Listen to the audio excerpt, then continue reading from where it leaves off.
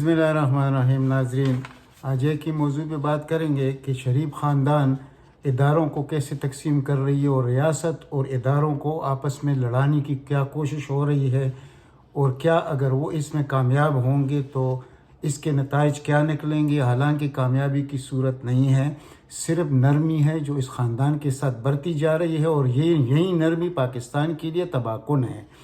یعنی ان کا مقصد کیا ہے؟ شریف خاندان کوشش کر رہی ہے کہ افواج پاکستان میں تقسیم پیدا کیا جائے، اور یہ کوشش کی جائے کہ یہ شریف خاندان کا جنرل ہے، یہ عمران خان کے ساتھ ہے، یہ ڈی جی یا ایس آئی کا جو اپوائنٹمنٹ ہوا اس کے بعد انہوں نے جو نخرہ شروع کیا ہوا ہے، وہ ان کی فرسٹ پریارٹی ریاست نہیں ہے، پاکستان نہیں ہے. صرف اپنا اقتدار ہو، خواہ اس کو افواج پاکستان کو یہ پنجاب پولیس ہی کیوں نہ بنا دے، یہ ان کے یعنی مقاصد میں شامل ہے. اور جب یہ مقاصد ہو کہ پاکستانی افواج کو اتنا کمزور کیا جائے، حالانکہ اتنی جرأت کہاں ہے، لیکن جہاں سے غلطی ہو رہی ہے میں اس کی نشاندہی کرنا چاہتا ہوں. وہ غلطی یہاں سے ہو رہی ہے، افواج پاکستان کی طرف سے ہو رہی ہے. یہ بات ہم چھوڑ دیتے ہیں کہ عدلیہ یہ کر رہی ہے تو دوسرا یہ کر رہا ہے. کوئی کچھ نہیں کر رہا، نہ کر سکتا ہے. جو کچھ کرنا ہے اسٹیبلشمنٹ نے، اور اسٹیبلشمنٹ کا مطلب ہے افواج پاکستان. اور افواج پاکستان جو نرمی اس خاندان کے ساتھ برت رہی ہے، اور اس کے جو نقصانات اس ملک کو ہونے والے ہیں، خدا نہ کرے کہ یہ اس میں کامیاب ہو جائے، کیونکہ ان کی فرسٹ پریارٹی جو ہے اپنا اقتدار ہے. ان کی پریارٹی یہ نہیں ہے کہ افواج پاکستان ایک بہت بڑا اثاثہ ہے، اس کو نقصان پہنچانا، عوام کے نظروں میں گرانا اور عوام کو غلط تاثر پیش کرنا، یہ بہت بڑا خطرناک مسئلہ ہے پاکستان کے لیے، افواج پاکستان کے لیے. تو اس پر سوچنا پڑے گا کہ بس وہ بہت کچھ ہو گیا، اس کے بعد ان کو شٹ اپ کال ملنی چاہیے. اور یہ اب کب سے کہہ رہے ہیں؟ اگر یہ پہلی بار ہی ہو جاتا، یعنی جب اس کی لڑکی نے یہ جتنے فضول باتیں شروع کی کہ ووٹ کو عزت تو اور پتہ نہیں غیبی مخلوق اور خلائی مخلوق، یہ باتیں جب شروع کی گئی تو اس وقت ہم نے کہا تھا کہ اس خاندان کو لگام دیا جائے. اور یہ ہمیں معلوم ہے کہ یہ لوگ جب اقتدار میں نہیں ہوتے تو یہ پیر پڑتے ہیں، اور یہ پیر پڑنے کا بھی ان کا ایجاد کردہ ایک طریقہ ہے کہ اقتدار خواہ زور زبردستی حاصل کیا جائے یا منت سے یا سماجت سے یا کسی کے پیر پکڑ کر حاصل کیا جائے. یہ کل روایات ہے اس خاندان کے، اور اسی وجہ سے جو پاکستان آج جتنے مشکلات میں گھرا ہوا ہے، سب سے بڑا حصہ اس میں شریف خاندان کا ہے. لیکن ہمیں یہ سمجھ نہیں آ رہا کہ یہ جتنے تابڑتوڑ حملے کر رہے ہیں ریاست پر اور دفاعی ادارے پر، یہ پہلے کبھی نہیں ہوا. عدلیہ کے ساتھ تو ابھی سے نہیں، سجاد علی شاہ کے دور سے لے کر تو انہوں نے جو کچھ کردار ادا کیا ہے، لیکن وہی عدلیہ ہے کہ ان کو نوازنے میں بھی سب سے آگے صف میں کھڑی ہوتی ہے. یہی ہے بد نصیبی پاکستان کی. سب سے بڑی بد نصیبی یہ ہے کہ جب بھی ان لوگوں کو سیدھا کرنے کا وقت آتا ہے تو ان کو ریلیف ملتا ہے عدلیہ سے، پھر افواج پاکستان بھی صرف نظر کرتے ہیں، وہ بھی خاموش ہو جاتے ہیں. اور یہ کوئی معمولی بات نہیں ہے کہ اس خاندان کو سب یہ کہنا کہ بھائی کسی کو غدار کہنا یہ بہت ظلم ہے، غلط. وہ بھائی جب کوئی آدمی کردار اس کا غداروں والا ہو، اس کا فعل غداروں والا ہو، عملاً غداروں والا طریقہ اختیار کریں گے تو اس کو غدار نہیں تو اور کیا کہیں گے؟ وفادار کہیں گے.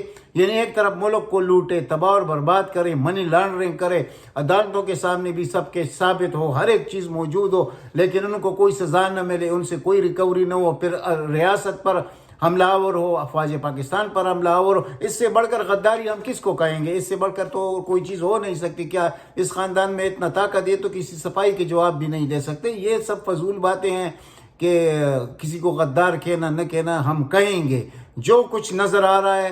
اگر آپ لوگ صرف ایک ان لوگوں سے جو کہ مطلب یعنی اتنا ہی سمجھ لیجئے کہ تعلیم یافتہ لوگ، میں یہ نہیں کہتا کہ غیر تعلیم یافتہ لوگ سب سے زیادہ حق ان کا ہے کہ ان کو مجبوراً غیر تعلیم یافتہ رکھا گیا ہے، لیکن جو کچھ سمجھتے ہیں ان کے ذریعے ایک سروے کیا جائے تو 99% لوگ یہی بات کریں گے جو میں کر رہا ہوں، کہ یہ جو اس خاندان کو جتنی ڈیل دی جا رہی ہے اور ان کو یعنی اپنے کندھوں پہ سوار کرنے کی کوشش ہو رہی ہے، یہ نوازنے کی کوشش ہو رہی ہے، پاکستان کے حق میں نہیں جا رہا.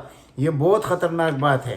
اور پھر اسی طرح ان کا جو پیڈ میڈیا ہے، یہ ان کے مالکان ہیں، وہ کیا کردار ادا کرتے ہیں، اور پھر ان میں جو ان کے اپنے صحافی یا اینکر ہے، جیسے اب یہ اس شخص کو دیکھ لیجئے، انصار عباسی۔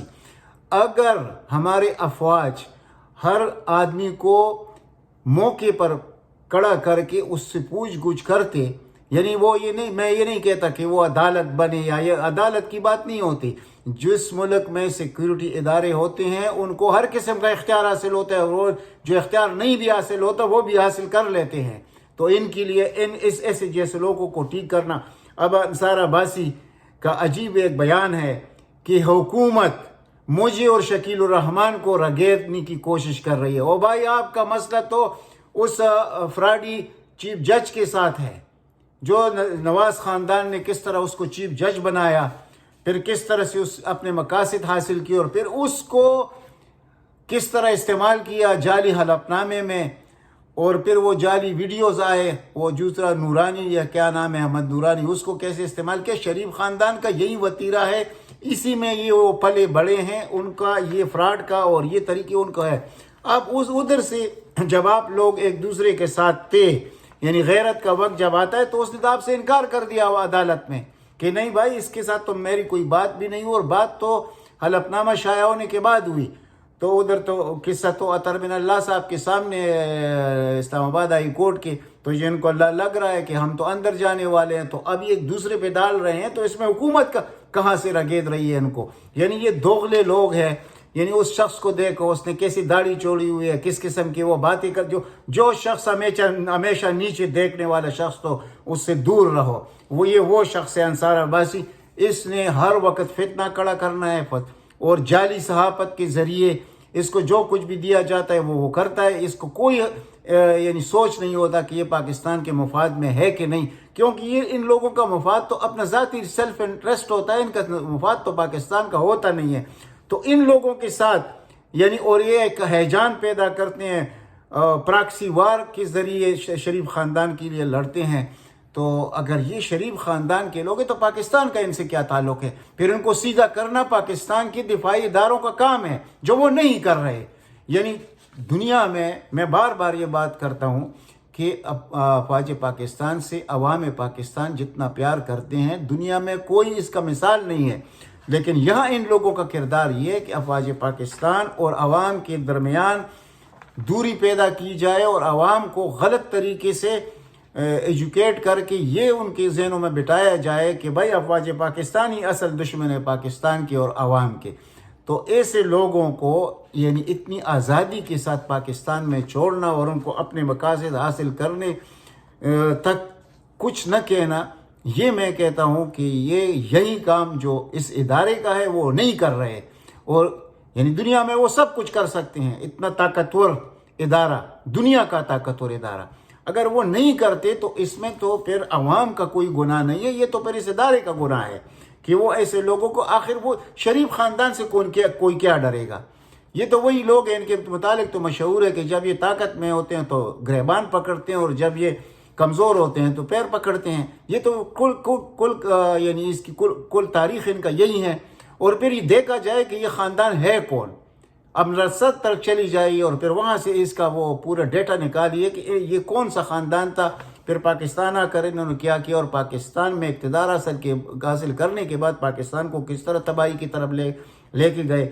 اور یہ مشہور ہو گیا کہ کاتے ہیں تو لگاتی بھی ہے۔ تو یہ تو کاتے اور لگاتے والا خاندان ہے، اور ملک کا تو بیڑا غرق ہو جائے، لیکن کوئی بات نہیں ہے کہ یہ ان کے پیرول پر کوئی لوگ ہیں جو ان کو ووٹ دیتے ہیں، جن کو سمجھ ہی نہیں ہے کہ حقیقت میں لیڈر کس کو کہا جاتا ہے۔ تو وہ تو ان لوگوں کو پتہ ہی نہیں ہے کہ لیڈر کس چیز کا نام ہے۔ یعنی ابھی ایک شخص نے سوال کیا ایک مجمع میں، ایک صحافی نے، کہ بھائی 2 وزیر اعظم آئے تھے، دونوں نے قرض مانگا اور عوام کو دونوں نے قرض دیا۔ یعنی ایک نے قرض لیا تو اس سے 5 کینسر اسپتال بنا دیے، ایک نمل یونیورسٹی بنا دی۔ دوسرے نے قرض لیا کہ ملک سنوارو، قرض اتارو، ملک سنوارو۔ تو وہ کدھر ہے وہ جو قرض؟ وہ کہتا ہے نہیں وہ جو سوال کہ انہوں نے تو بڑے کام کیے ہیں، اگر کاتے ہیں تو لگاتے بھی۔ یہ ہے وہ عوام جو اس خاندان کو ووٹ دیتے ہیں۔ اب ان کو یعنی مائنس کرنا یہ فوج پاکستان کا کام ہے. یہ اپنی یہ دشمنوں کو دوسری طرف رکھے. سب سے بڑے دشمن پاکستان کی یہی لوگ ہیں اور پھر کہتے ہیں کہ کسی کو غدار نہ کہا جائے. یہ جو آپ کا پیڈ میڈیا ہے یہ غلط طریقے پہ عوام کو لے جانے کی کوشش کرتا ہے. اس کو چھوڑیے. پاکستان کی ہمیں فکر کرنی چاہیے. فرسٹ پریارٹی تو ہماری پاکستان ہے. یعنی اب انڈیا میں کوئی آدمی یعنی وہ باتیں تو ابھی گزر گئی کہ سیکولر اسٹیٹ تھا. اب تو وہ ہندوتوا کا اسٹیٹ ہے جہاں ایک مسلمان نماز پڑھنے سے روکا جاتا ہے پھر اس کو قتل کیا جاتا ہے. شکر کرے کہ جس نے آپ کے لیے ملک حاصل کیا تھا اور اس میں آپ لوگ عزت کے لحاظ سے زندگی کے لحاظ سے انڈیا سے 1000 درجے بہتر ہے. آپ لوگوں کو پتہ نہیں. ادھر کے مسلمانوں سے پوچھیں کہ ان کے ساتھ ہو کیا رہا ہے. تو کیا آپ اس خاندان کو یہ اجازت دیں گے کہ یہ مودی کے نظریے کے ساتھ منسلک لوگ ہیں تو ان لوگوں کے ساتھ اتنی نرمی کی جائے گی؟ اور پھر کیا عمران خان کا کوئی نعم البدل ہے؟ یہ میں ڈائریکٹ پوچھتا ہوں افواج پاکستان سے. اگر ان کی باتیں سچی ہیں جیسے یہ کہہ رہے ہیں کہ DGISI کا نہیں لگتا ہے عمران خان کے ساتھ. او بھائی کون ہوتا ہے DGISI؟ پاکستان کا افواج پاکستان کا ایک اہم حصہ ہے لیکن سبارڈینیٹ ہے وزیر اعظم کا. یہ وزیر اعظم کا ثوابدیدی اختیار ہے. کسی کو لگانا نہ لگانا کوئی اختلاف نہیں ہے. اگر تھوڑا سا 6 اکتوبر کو اعلان ہوا اس کے بعد انہوں نے یہ موقع یعنی اس سے بڑی کیا دشمنی ہو سکتی ہے کہ ابھی یہ کہتے ہیں کہ DGISI کہاں ہیں. مطلب ان کا یہ ہوتا ہے کہ DGISI کی وہ جو اس دن میٹنگ تھی جس میں جنرل باجوہ صاحب تھے, بڑے بڑے جرنیل تھے اور DGISI بھی موجود تھے. سیکیورٹی پالیسی پہلی دفعہ پاکستان میں بنی ہے. یہ سب کچھ پہلی دفعہ اس ملک میں ہو رہا ہے. 74 سالوں میں تو کسی نے نہیں کیا لیکن نیت پر منحصر ہے کہ اس شخص کا نیت کیا ہے. تو اب باقی تو انہوں نے لوٹا ہوا ملک ہے اس کو وہ کیا 3 سال میں ٹھیک کرے گا؟ یہ کون سے یار ہم کون سے عوام ہے کون سا ہمارا شعور ہے کہ کتنے کہ وہ ناکام ہو چکا ہے. وہ بھائی اگر ایک خاندان اتنا تباہی پھیلانے کی کوشش کر رہا ہو کہ DGISI کو بہانہ بنا کر افواج پاکستان کو تقسیم کرنے کی کوشش کر رہا ہو اور خود DGISI نے خود منع کیا ہے کہ بھائی میرے فوٹوز نہیں آنے چاہیے میڈیا میں, تو اس کا اپنا ایک خیال ہوگا. لیکن جہاں وہ وزیر اعظم سے ملاقات کرے گا تو کیا وزیر اعظم کوئی DGISI ہے اور یہ ندیم انجم صاحب جو ہے یہ وزیر اعظم ہے؟ ایسے نہیں ہوتا بھائی. حقیقت اس کے برخلاف بالکل مختلف ہے. یعنی جہانگیر کرامت کو نواز شریف نہیں چاہتا تھا تو خود گھر بھیج دیا 2 منٹ میں. ایسے ہوتا نہیں ہے. یہ چیف ایگزیکٹو ہے پاکستان کا.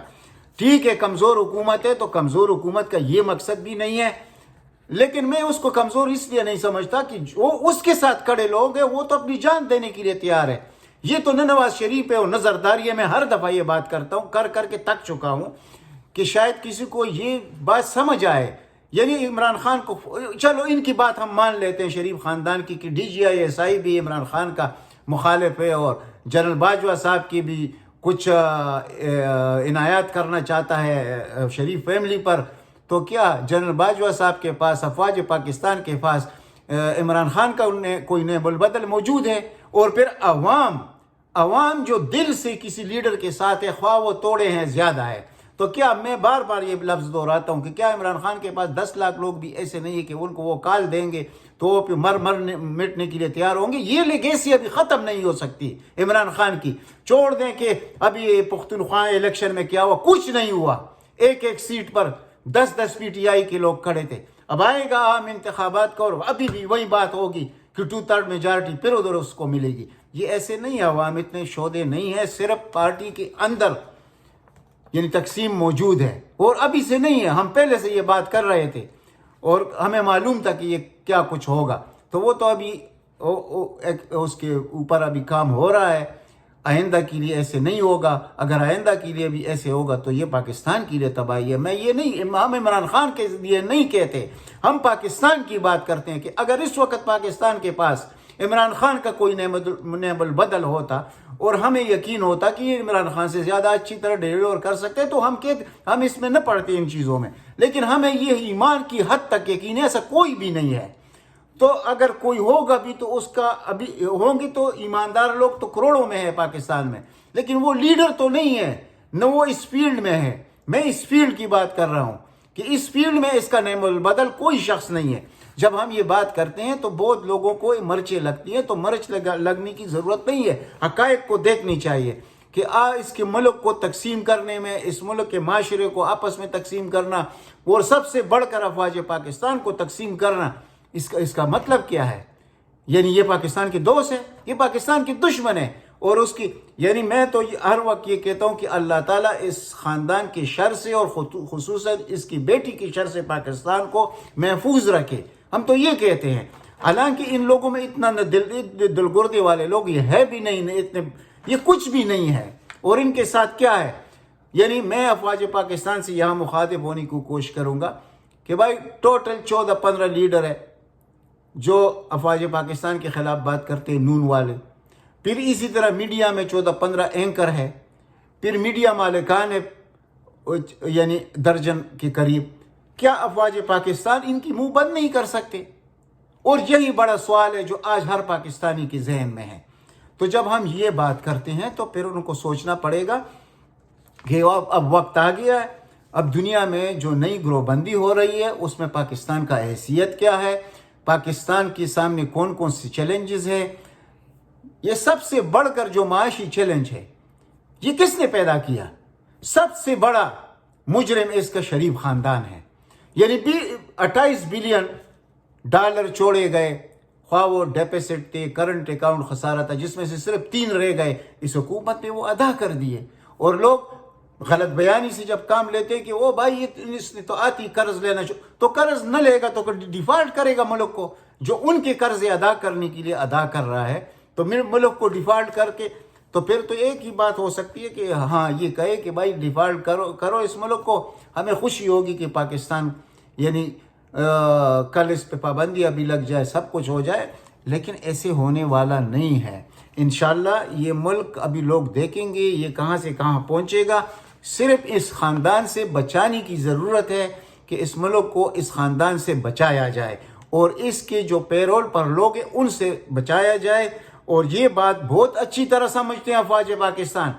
تو اگر افواج پاکستان لیٹ سے ہم یوں ایزیوم کر لیتے ہیں کہ افواج پاکستان کا اس میں 10% حصہ موجود ہے، یعنی اس خاندان کو یعنی شیئر دینے میں، اس خاندان کے ساتھ رعایت کرنے میں، عمران خان سے ناخوشی میں، ہم یہ تو کیا وہ جب وہ اتنے بڑے بڑے شہادتیں دیتے ہیں، اتنی بڑی بڑی قربانیاں دیتے ہیں، تو کیا شریف خاندان کے لیے دیتے ہیں؟ وہ تو سب کو پتہ ہے کہ پاکستان کے لیے کرتے ہیں۔